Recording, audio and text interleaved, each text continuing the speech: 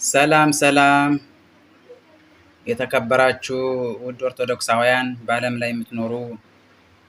የክርስቶስ ሰላም ከሁላችሁ ጋር ይሁን። አንዲት ግጥም ላቀርብላችሁ ነው። የግጥሜ ርዕስ የወንቅ እሸት ገብርኤል ይላል።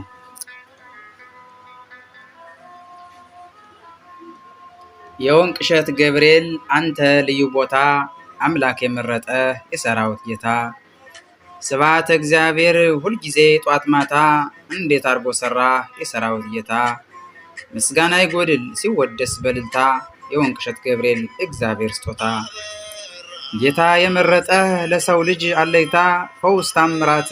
የመድኃኒት ቦታ እውር ስታበራ ሰንሰለት ስትፈታ ምሕረት የምታሰጥ ከሰራዊት ጌታ ምሳሌ አጣውልህ አንተ ልዩ ቦታ የወንቅ እሸት ገብርኤል ብለው ሲጠሩህ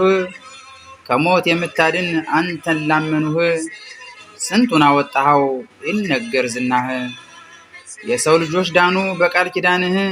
ቆመው መሰከሩ እጽብ ነው ስራህ ጎባጣውም ቀና እውር አበራህ እንሰዋ ምስጋና እንቁም ለክብርህ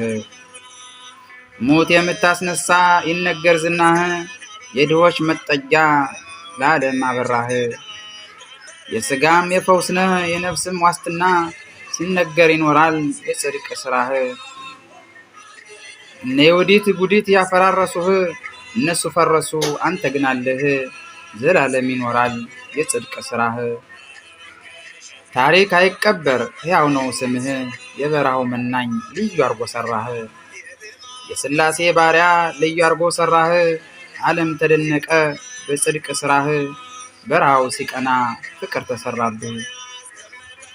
የልማቱ ስራ ሲፋጠንብህ የወንጌል አርበኛ የንታየን ሰጠህ የወንቅ እሸት ገብርኤል አንተ ልዩ ነህ ምድራዊ ገነት ነህ ሰማያዊ ጸጋ የዘላለም ሕይወት ኦምድ ተጸጋ ምስጋና ይድረስህ እጃችን ይዘርጋ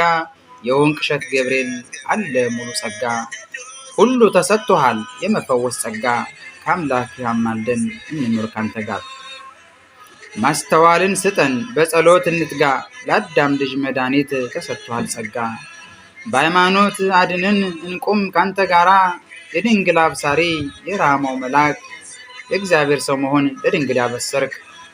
በገሊላ ናዝሬት በትንሽ ከተማ ከራማ ወረድክ ምስራቅ ልታሰማ የእግዚአብሔር መልአክ በመሰዊያው ቆሞ ዘካርያስ ፈራ